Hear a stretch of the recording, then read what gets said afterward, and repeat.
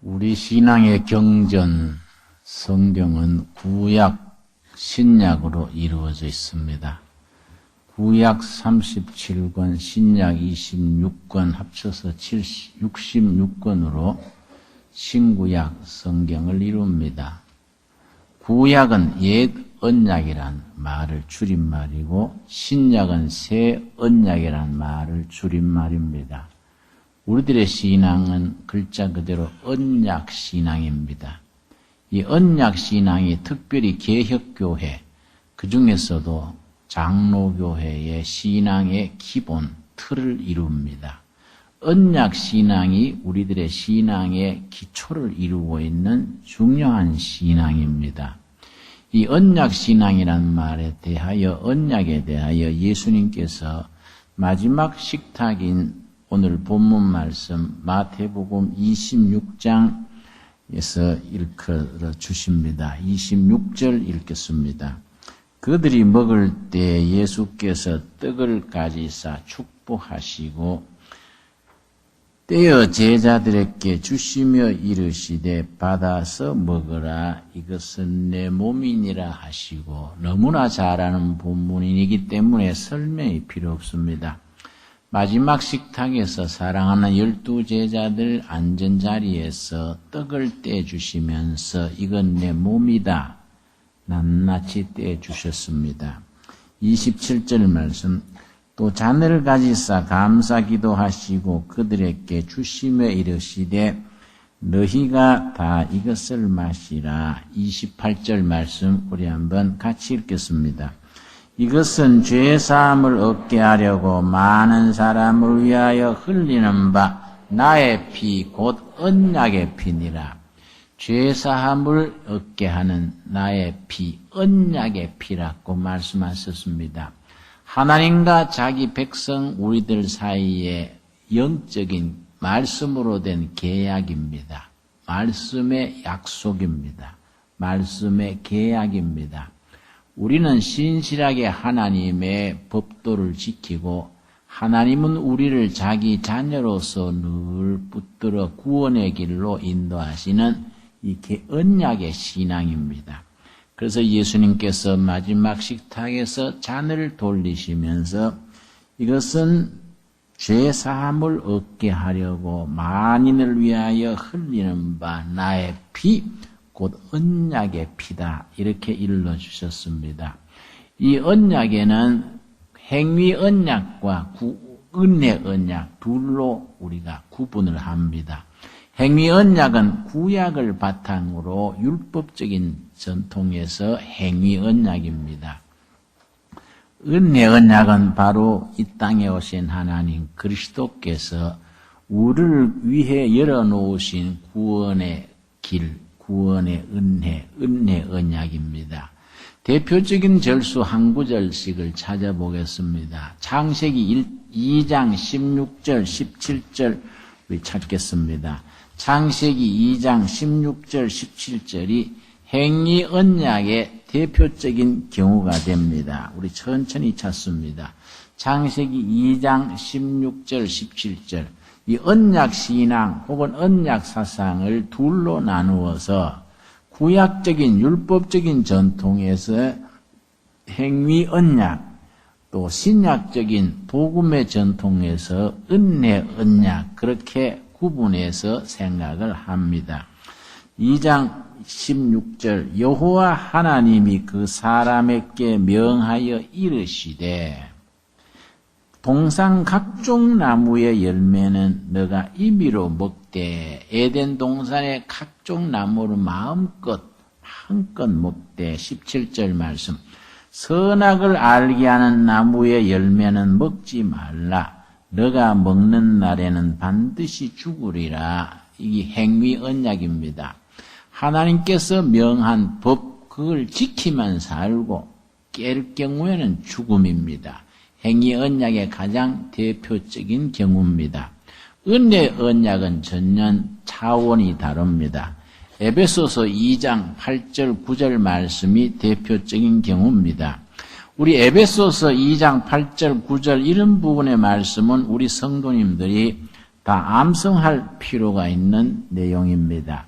먼저 우리 성경 절수 중에서 한 109절 내지 209절을 뽑아서 구원에 대한 말씀, 사랑에 대한 말씀, 무슨 겸손에 대한 말씀, 종류별로 한 209절쯤 뽑아서 우리 성도님들이 차근차근 암송할 수 있도록 그렇게 좀 만들고 싶습니다. 에베소 2장 8절 9절이 은혜 언약의 가장 대표적인 말씀이고 이런 말씀은 평소에 암송해버려야 될 말씀입니다. 8절 읽습니다.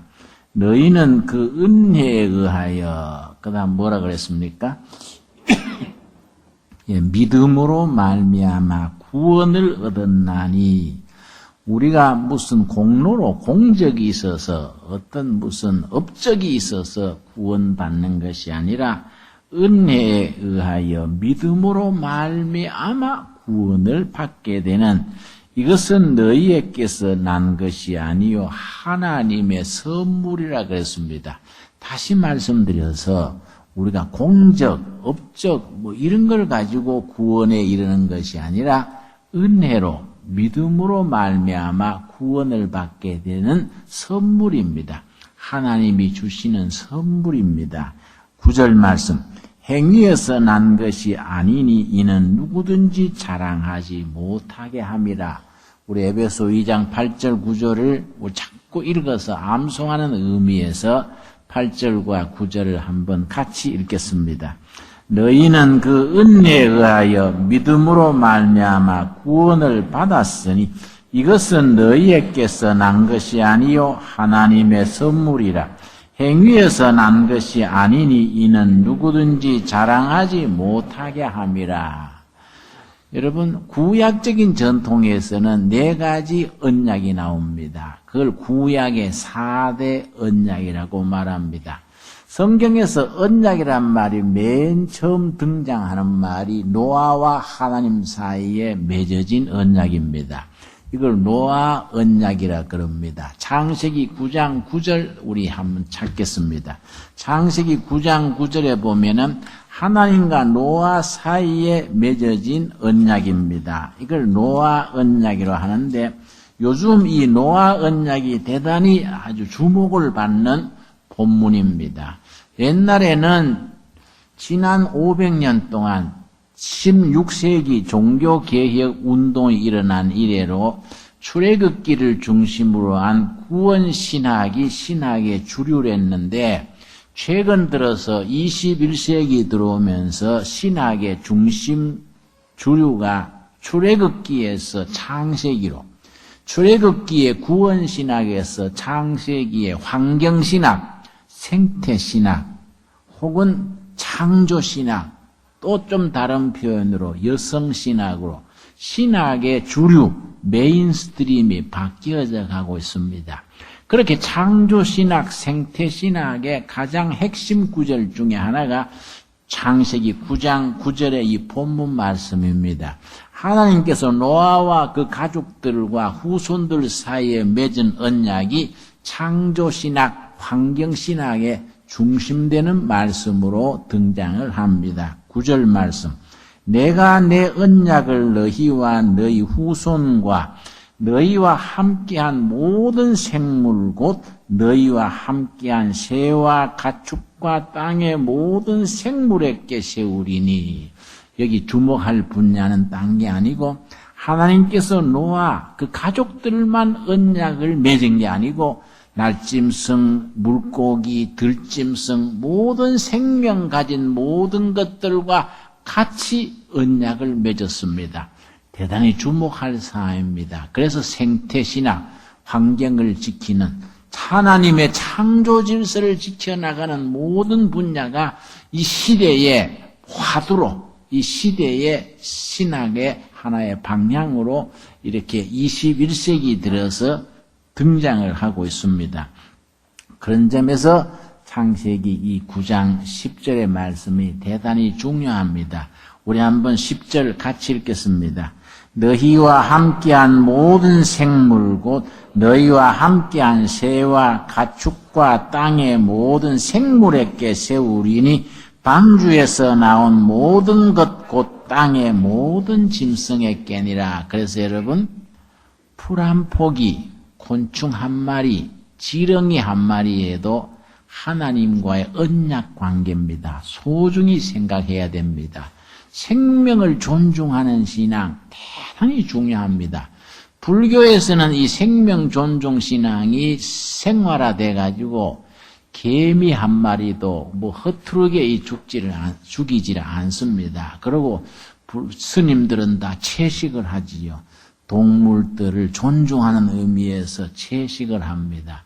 불교에서는 그런 것이 많이 전통으로 사해왔는데 우리 기독교에서는 이런 부분에 상당히 등한해 왔습니다.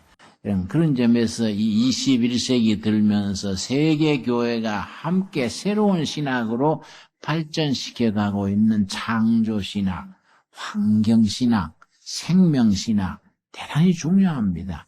모든 생명 가진 곤충 한 마리도 풀 한 포기도 하나님과 그 생물 사이에 계약 관계가 있습니다. 언약이 맺어져 있습니다.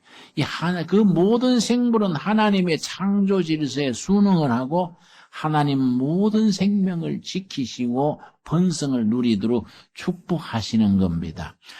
구약에서 4가지 언약이 등장한다고 했습니다. 첫 번째 노아 언약입니다. 두 번째가 아브라함과 사이에 맺어진 아브라함 언약입니다. 세 번째가 모세와 맺어진 모세 언약 혹은 시내산 언약이라 그렇게 표현하기도 합니다.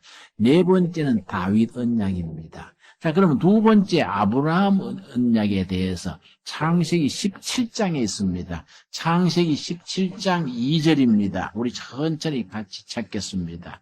우리 창세기 17장 첫 부분에 보면은 하나님과 아브라함 사이에 맺어진 언약, 바로 아브라함 언약이라고 그럽니다. 이 언약에서 구약 시대는 할례가 시작이 되고 구약의 할례를 신약에 와서는 세례로 이렇게 성화 발전이 됐습니다. 이 창세기 17장에서 시작이 됩니다. 2절 말씀. 내가 내 언약을 나와 너 사이에 두어. 하나님께서 아브라함 너와 나 사이에 언약을 두어 너로 크게 번성하게 하리라 하시니 아브라함과 그 후손들은 하나님의 명을 잘 지키고 하나님은 그렇게 하나님의 뜻을 잘 지키는 백성들을 번성하도록 축복하시는 겁니다. 그 언약입니다. 그 언약을 맺은 표시로서 10절입니다. 10절 말씀. 자, 9절부터 제가 읽습니다. 하나님이 또 아브라함에게 이르시되 그런즉 너는 내 언약을 지키고 너 후손도 대대로 지키라. 그렇게 아브라함대로부터 그 언약을 잘 지켜야 하도록 이르시고 그 언약의 표현으로 10절입니다. 너희 중 남자는 다 할례를 받아라. 아브라함 언약의 그 표가 할례입니다. 구약시대의 할례지요. 그러나 지금 우리가 은혜시대에 예수 믿게 됐다고 할례를 받지 않습니다. 그 할례가 은혜시대에 우리에게는 세례로서 이렇게 탈바꿈, 성화가 되어 있습니다. 이 아브라함 언약에 이어서 등장하는 것이 세 번째, 바로 모세 언약입니다. 출애굽기 19장 4절을 읽겠습니다. 출애굽기 19장 4절, 대단히 우리가 중요한 부분입니다. 출애굽기 19장 4절 5절 말씀에 그 모세 언약이라기도 하고 혹은 시내산 기슭에서 맺어졌기 때문에 시내산 언약, 시내 언약이라고 그렇게 부르기도 합니다. 출애굽기 19장 4절입니다. 내가 애굽 사람에게 어떻게 행하였음과 내가 어떻게 독수리 날개로 너희를 업어 내게로 인도하였음을 너희가 보았느니라. 여기서 독수리 날개로 인도하셨다는 말이 대단히 중요합니다. 독수리 날개로 너희들을 어떻게 인도했느냐, 이 말씀을 잘 이해하려면은 독수리의 생태를 이해할 필요가 있습니다. 독수리가 집을 짓는데 보통 나무 줄기를 가지고 집을 짓는 게 아닙니다. 가시나무를 가져다가 집을 짓습니다. 독특합니다. 가시가 낳는 가시나무를 가지고 집을 짓습니다. 거기에다가 새끼를 낳아서 기릅니다. 그럼 새끼가 자라면서 가시에 몸이 찔립니다. 그럼 아프지요. 아픈 걸 피해서 자꾸 밀려납니다. 주변으로. 가시가 자꾸 찌르니까 자꾸 가시를 피해가지고 밖으로 밀려나다가 그 둥우리에서 떨어지게 됩니다. 그러면 어미 독수리가 새끼가 땅에 떨어져 죽기 전에, 다치기 전에 얼른 내려가서 날개로 받쳐줍니다. 그걸 독수리 날개로 보호한다는 겁니다. 독수리 날개로 받아가지고 다시 집에다가 독수리 둥우리에 넣습니다. 그러면은 또 새끼가 가시에 찔리니까 조금 밀리다가 또 땅에 떨어집니다. 그러면 땅에 부딪히기 전에 어미 독수리가 날아가서 날개로 받쳐줍니다. 이걸 되풀이 하는 겁니다. 나는 훈련입니다. 독수리의 하늘을 나는 훈련을 그렇게 시킵니다. 대단히 독특한 짐승이지요. 그래서 이 독수리가 다른 새들하고 다릅니다. 태풍이 몰아닥치고 비바람이 몰아닥치면은 다른 새들은, 다른 잡새들은 숨습니다. 태풍이 오면은 태풍을 피해가지고 어떤 구멍으로 나무 밑으로 이렇게 숨어듭니다. 그럼 독수리는 다릅니다. 태풍에 대해서 정면으로 부딪혀 나갑니다. 태풍이 오는 방향으로 정면으로 돌파해서 태풍 위에, 구름 위에 아주 편안한 거기에 가서 날개를 펴고 있다가 태풍이 지나간 뒤에 다시 지상으로 내려옵니다. 이 독수리의 이건 생태입니다. 그래서 우리 찬송가 중에도 그런 찬송이 있습니다. 올라가 독수리같이. 그 찬송가가 그런 독수리의 삶의 모습에 바탕을 두고 있습니다. 우리 성도들이 독수리같이 역경과 환난 시련에서 피하고 도망가는 게 아니라 위축돼 가지고 숨는 게 아니라 시련과 환난에 대해서 믿사오니 하고 정면으로 돌파하는 겁니다.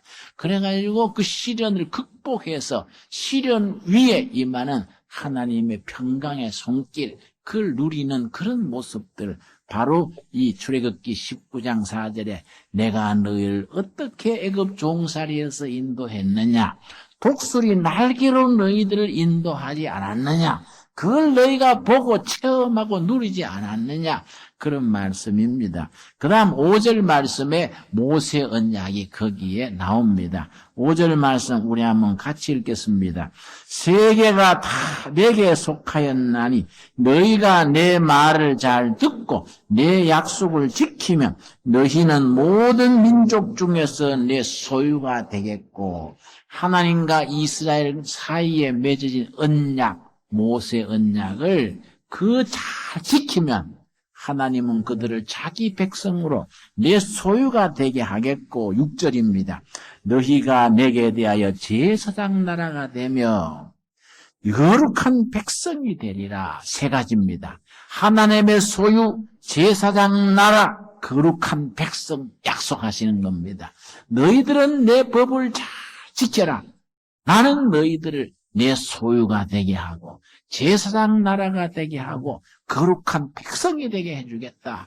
이게 바로 모세 언약의 핵심입니다. 그러면 하나님과 이스라엘 사이에 맺어진 언약 문서가 있습니다. 우리 집 사고 팔 때 계약 문서가 있듯이 그 언약 문서가 뭐이겠습니까? 십계명 돌판입니다. 십계명 돌판이 바로 하나님과 이스라엘 사이에 맺어진 언약의 문서가 되는 것입니다. 자, 그 다음에 역대서에 가가지고 다윗 언약이 등장합니다.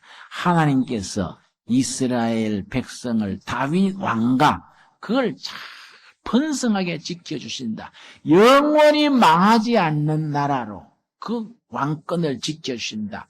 바로 다윗 가문을 통해서 이 땅에 오시는 메시아에 오시는 거기에 대한 약속입니다. 이 다윗 언약의 핵심은 메시아에 대한 약속의 그런 언약입니다. 여러분, 이스라엘 백성들이 이런 언약들을 잘 지키지 못하고 깨뜨렸습니다. 그래서 신약시대 은혜 언약으로 탈바꿈하게 됩니다.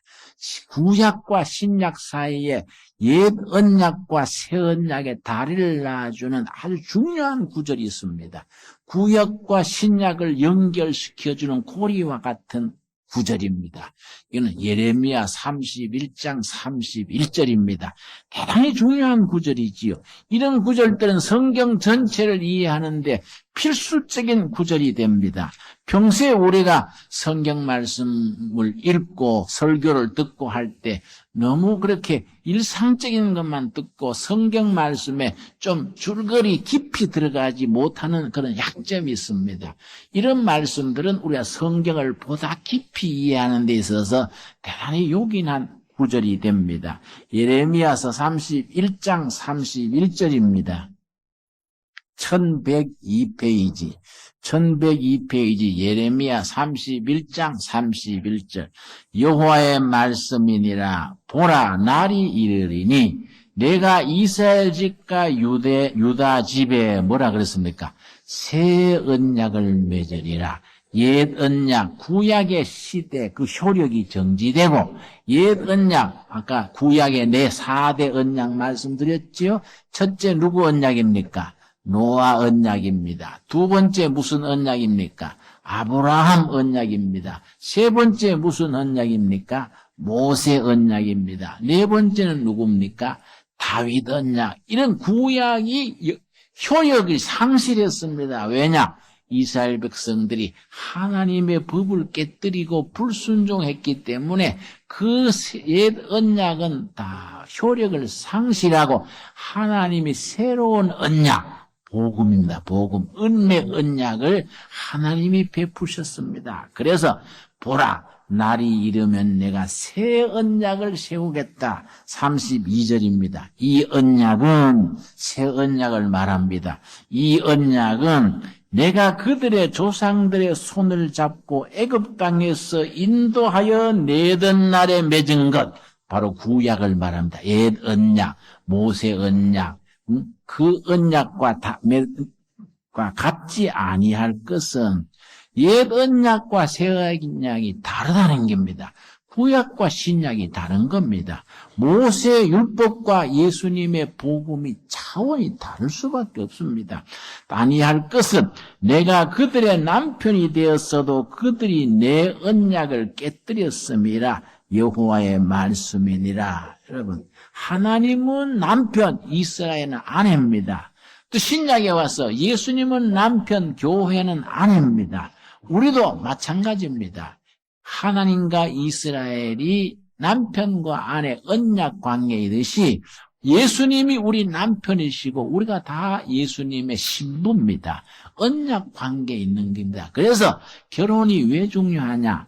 결혼의 그 모델, 프로토타입은 하나님과 이스라엘, 예수님과 교회, 예수님과 우리들 그 관계가 우리 결혼 생활의 기준이 됩니다. 그냥 단순하게 한 남자, 한 여자가 만나서 믿음의 가정을 이룬다. 이 차원이 아니고 그리스도와 교회가 만나듯이 하나님과 이스라엘이 만나듯이 그 언약 관계가 결혼의 기준이 됩니다. 그 아주 진지하고 엄숙한 거이지요. 33절 말씀 대단히 중요한 내용입니다. 그러나 그날 후에 내가 이스라엘 집과 맺을 언약은 이러하니 곧 내가 나의 법을 그들의 속에 두며 그들의 마음에 기록하여. 이런 부분이 참 요긴합니다. 구약 옛 언약은 어디에 기록했습니까? 모세 언약은 어디에 기록했습니까? 십계명 돌판에 기록했습니다. 새 언약은 각 성도의 마음판에 기록한다는 겁니다.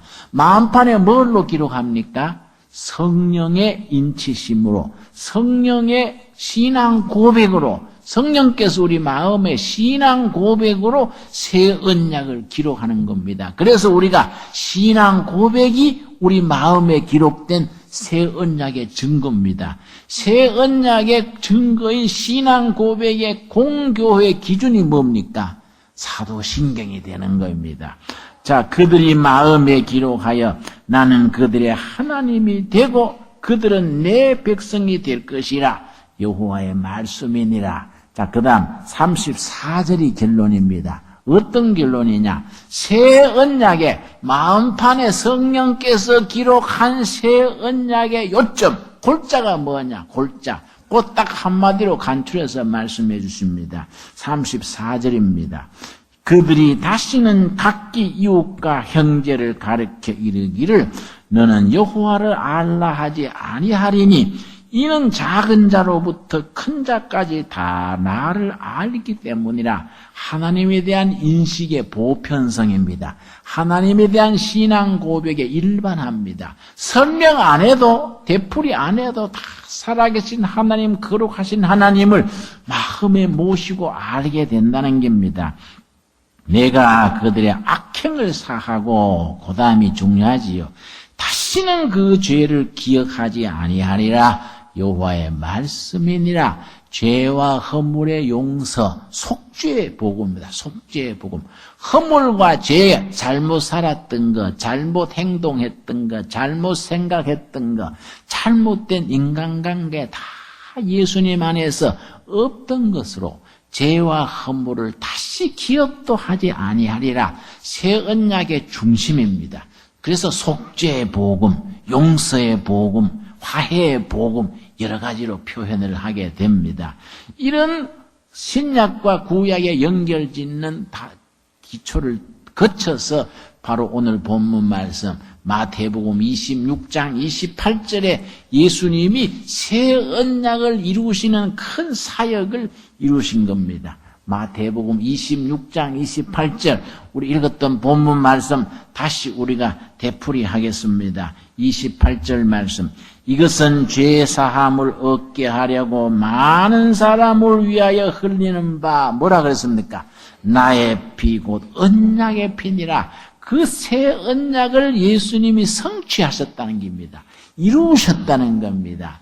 여러분, 이 언약 신앙이 초대교회부터 신앙 고백의 줄거리였는데 그동안에 교회에서 잠잠히 묻혀 있었습니다. 이 언약 신앙이 언제 복귀됐냐면 리바이벌 됐느냐면은 종교 개혁의 선배들을 통해서 가장 종교 개혁자들 중에서도 마르틴 루터니, 찌빙글린이, 칼빈이 이런 종교 개혁자들의 큰 어른들 중에 칼빈 선생이 이 언약 신앙에 아주 정통을 이어가는 본통이다, 본통. 아주 본가입니다, 본가.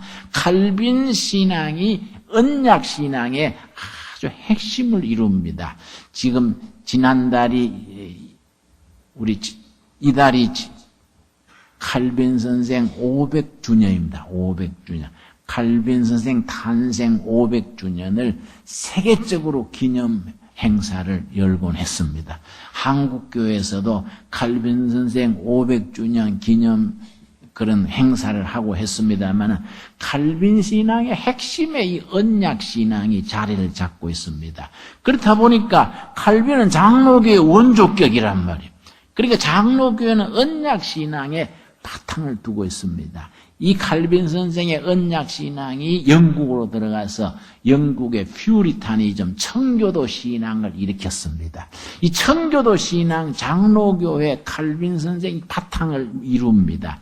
이 청교도 신앙에서 바로 우리 경제 제도로서 자본주의가 거기서 자식처럼 태어난 게 자본주의 사회입니다. 그래서 우리 자본주의와 언약 신앙은 서로 이렇게 손등의 위와 앞과 같습니다. 동전의 앞뒤와 같습니다. 그 속에 언약 신앙이 있고 겉에 자본주의가 거기에 경제 제도로서 자리를 잡았는데 뭐의 문제냐? 신앙을 잊어버리고 언약 신앙을 벗어나면서 자본주의가 병든깁니다.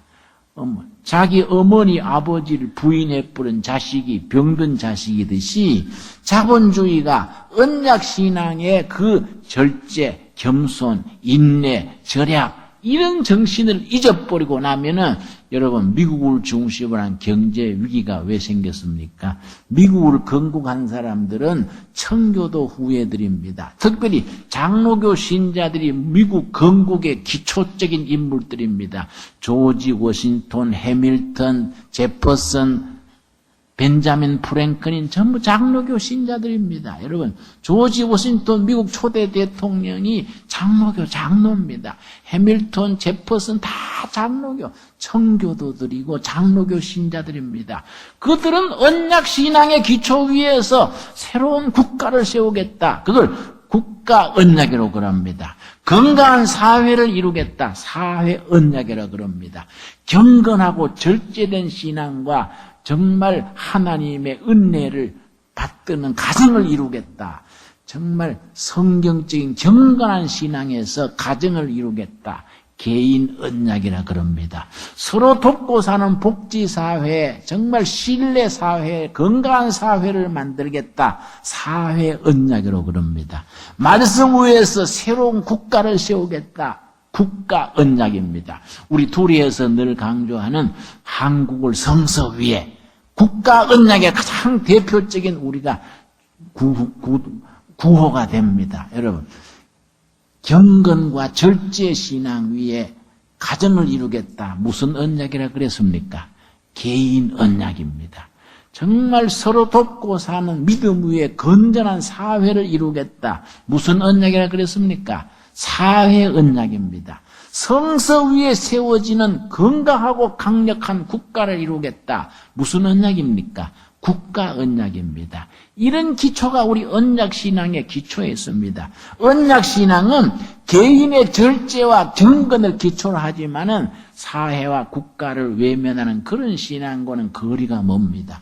사회에 대한 책임, 바른 국가를 세우겠다는 패션, 이런 미션 마인드, 사명감 위에 있는 것이 국가 언약이고 사회 언약이고 언약신앙의 기초입니다. 1630년에, 여러분 1630년입니다. 영국에서 청교도들이 언약신앙을 가진 사람들이 핍박을 받았습니다. 이상한 소리 한다고, 반체제 인사다고 아주 핍박을 받으니까 1630년에 언약신앙을 지키려는 사람들이 1000명이 배를 타고 미국으로 건너갔습니다. 그 배가 메이플라워호입니다.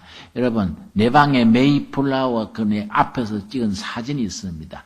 크지 않는 나무배입니다. 나무로 된 크지 않는 배인데 거기에 1000명이 탔습니다. 1000명이 아주 뭐 빽빽하게 사가지고 대서양 바다에 나무배를 타고 도전을 하는 겁니다. 그 대서양 파도에 언제 물에 가라앉을지 예측을 못합니다.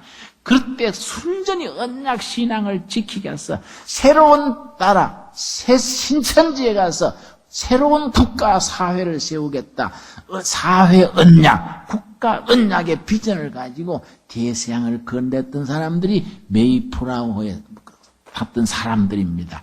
그때 지도자가 그 유명한 그 존 레이크, 그 지도자 이름이 아주 존 레이컵이라는 사람입니다. 이 사람이 그 배 위에서 설교를 했습니다. 그 배 위에서 언제 풍랑에 죽을지 모르는 그런 자리에서 존 윈스 룩입니다. 존 윈스 룩. 이 목사님이요. 그 나무배에 1000명이 팍팍하게 타가지고 여러분 대서양 한가운데 그 풍랑이 어떻겠습니까? 엄청나지요. 그 앞에서 정말 목숨 걸고 가는 겁니다. 그 자리에서 언약신앙을 말합니다. 우리 서양 사람들한테 한 가지 배워야 될 게 있습니다. 그때 그 난장판에서 그 위험한 자리에서 설교했는 것을 다 기록을 남긴 겁니다. 그 설교문이 아주 그대로 남아 있습니다. 배 위에서 했던 그 설교의 한 구절을 내가 적어왔습니다.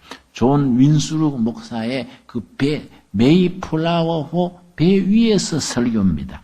하나님께서 특별한 사명을 주실 때에는 엄격하게 지켜지기를 기대하십니다. 하나님이 우리한테 사명을 주실 때 그냥 하는 동 마는 동 적당히 주시는 게 아니다. 그 사명에 목숨 걸고 지키기를 원하신다는 겁니다. 만일 하나님께서 우리 기도를 들으시고 우리들이 바라는 곳으로 인도하여 주신다면은 신대륙 아메리카에 무사히 도착하게 해주신다면 그 말입니다. 하나님께서 이 언약을 체결하시고 이 언약신앙이 나오는 겁니다. 그 1000명이 그 배를 타고 미국 땅에 안전하게 도착한다면 언약이 성립되는 거다 이거죠. 그 언약에 따라서 뭐냐? 우리의 사명을 승인하신 것이며 우리가 아메리카 땅에 무사히 도착하게 된다는 것 자체가 하나님과 우리 사이에 언약이 맺어진 것이다. 그럼 우리는 하나님의 법을 철저히 지키고 하나님은 우리를 축복하시고 새로운 국가를 세우도록 국가 언약을 허락해 주신 승인하신 것이다. 그 말입니다. 그 언약 안에 포함되어 있는 조약들을 철저하게 준수하기를 기대하신다는 것입니다. 그러나 만일 우리가 내어놓은 이 목표들인 이 조항들을 준수하지 아니하고 하나님과 멀리하여 세상적으로 나가고 욕망을 채우고 살며 우리 자신과 후손의 유익만을 구한다면 하나님께서 우리에게 진노를 바라실 것입니다. 그때 설교 내용 중에 한 부분입니다. 하나님과 우리 사이에 언약을 깨뜨리면 하나님이 우리에게 진노하신다는 겁니다. 여러분, 미국에서 시작된 경제 위기가 왜 왔습니까? 선배들의 그런 퓨리탄 정신, 언약 신앙을 지키지 아니하고 개인의 욕심, 이기주의, 탐욕으로 나가면은 하나님이 가만 안 두신다는 겁니다. 언약을 깨뜨렸기 때문에 그런 사회, 그런 국가는 하나님의 진노를 당한다는 겁니다. 그런데 무사히 미국 땅에 도착했습니다. 미국 보스턴의 해안가에 도착했습니다. 지금 그 메이플라워호가 도착한 자리가 관광지가 되어 있습니다. 그 배 모형 실물 크기로 만들어 놓고 사람들이 아주 역사 박물관으로 되어 있습니다. 근데 미국에 도착한 뒤에 다시 언약 신앙을 다시 말하는 겁니다. 하나님이 언약을 지키셔서 우리를 이 땅에 도착하게 해줬으니까 우리는 하나님의 법을 지키고 살아야 된다. 그래서 그 사람들이요, 세례를 받을 때도 세례 문답할 때 두 가지를 물었습니다. 하나님을 믿는 구원의 신앙, 사도신경을 믿느냐? 예, 그러면 그걸로 끝나지 않았습니다. 언약신앙 10개조를 믿느냐? 물었습니다. 언약신앙 10개조. 그게 아주 물어서 예, 그래야 세례받는 겁니다. 미국 건국 초기에는 세례교인만 투표권이 있었습니다. 세례교인이 시장 뽑고 주지사 뽑고 그 사람들이 셀리프 보안관을 뽑고 그랬습니다. 그만큼 그 사람들이 철저하게 했습니다. 그런데 이 세월이 가면서 언약신앙 10개조가 흐지부지 되어버린 거이죠. 그 10개조 10가지, 내가 10가지 제목만 딱 소개를 하겠습니다. 첫째가 뭐냐 하면은 오늘 우리들에게도 그 언약신앙의 실천신앙으로 해당되는 겁니다. 첫째 뭐냐? 하나님께서 제정하신 대로 참 예배를 드린다. 첫째가 참 예배입니다. 참다운 예배가 출발점입니다. 두 번째, 하나님 말씀을 열심히 읽고 묵상한다. 말씀 읽고 묵상하는. 세 번째, 하나님을 경외함으로 자녀들과 가족을 가르친다. 자기 자신의 경건과 가족의 경건입니다. 바로 개인 언약의 출발점이지요. 네 번째, 매일 자신을 점검하여 두려움과 떨림으로 구원을 이룬다. 이미 받은 구원이지만은 베드로서에 있듯이 두려움과 떨림으로 구원을 이루어 나가는 겁니다. 두려움과 떨림으로 구원을 이루어 나가는 과정을 뭐라고 말합니까? 성화라고 합니다. 성화. 거룩한 생활입니다. 성화. 우리 장로교, 청교도 정신은 이 성화의 신앙이 대단히 중요합니다. 날마다 경건과 절제, 겸손, 이걸 생활화하는 이 두려움과 떨림으로 구원을 이루는 신앙이 대단히 중요합니다. 다섯 번째, 형제의 권면에 순종하고 근거 없이 형제를 나쁘게 말하지 않는다. 여러분, 남을 비판하는 거, 남을 자꾸 판단하는 거 여러분 절제해야 됩니다. 인간의 본성이 좋지 않아서 다른 사람을 나쁘게 하면은 고소합니다. 그래서 다른 사람을 자꾸 씹습니다. 막 껌 씹듯이 씹습니다. 아무개 권사 전해교회에서 쫓겨났대 본듯이 얘기합니다. 이상하게 같은 형제 자매를 씹으면 마음에 고소하고 달콤합니다. 이게 참 우리 나쁜 근성입니다. 특별히 한국 사람들은 그런 점에서 조심해야 됩니다. 우리 한국 사람들은 배가 고픈 거는 참아도 아픈 건 못 참는다 그럽니다. 괜히 사람들을 나쁘게 비판합니다. 그거 우리가 극복해야 됩니다.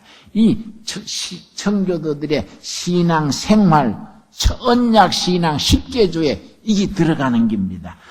여섯 번째가 뭐냐면은 서로 간에 차이가 있을 때에는 빠른 시간 안에 화합하도록 한다. 화해입니다. 서로 관용하고 받아들이고 서로 차이를 인정하고 받아주는 겁니다. 일곱 번째, 세상적인 일로 마음을 채우지 말고 문제가 있어 보이는 이득은 피한다. 경제적인 투명성입니다. 뇌물을 받거나 이상한 돈 받지 않는 겁니다. 투기하지 아니하고 부당한 이익을 취하지 않는 겁니다.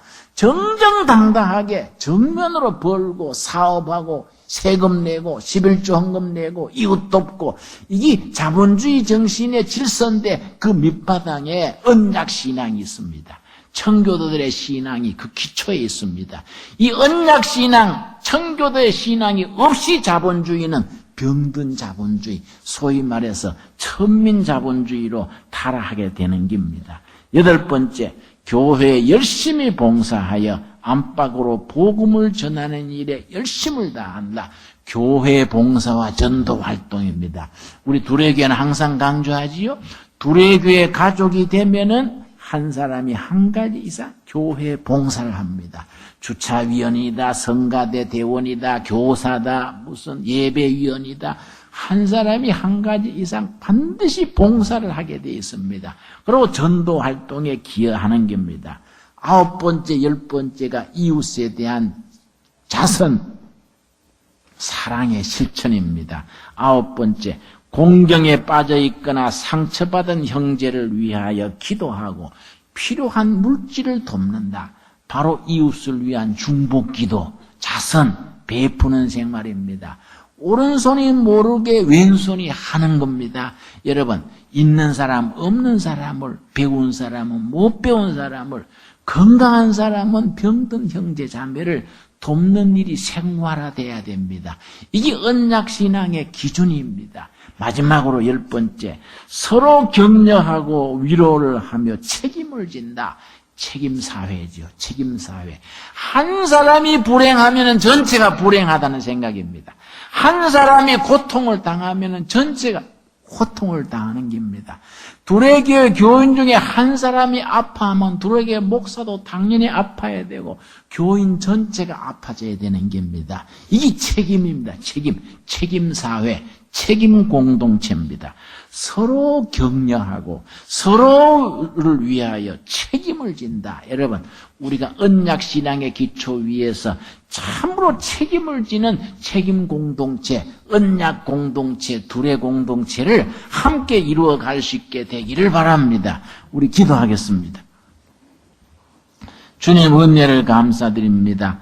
우리 선배들의 신앙, 성경의 신앙, 언약신앙을 살폈습니다. 우리들도 예수님께서 말씀하신 바 내가 너희를 위하여 찢기는 떡을 나누시고 너희를 위하여 흘리는 피, 언약의 피를 기념하여 잔을 나누었습니다. 우리도 그 살과 그 피를 우리가 마음속에 기리고 언약신앙에서 흔들림 없게 하여 주시옵소서. 경건한 삶을 이루고 경건한 가정을 이루는 개인 언약에 튼튼히 뿌리 내리게 하시며 정말 서로서로 돕고 서로서로 위로하는 공동체를 이루어 사회 언약을 실천하게 하여 주시옵시며 성서 위에 세워지는 정의로운 국가를 이루어 국가 언약을 세워 이 땅에서 복음 세상을 이루어 가게 하여 주시옵소서. 예수님 이름 받들어 기도드려 사옵나이다. 아멘.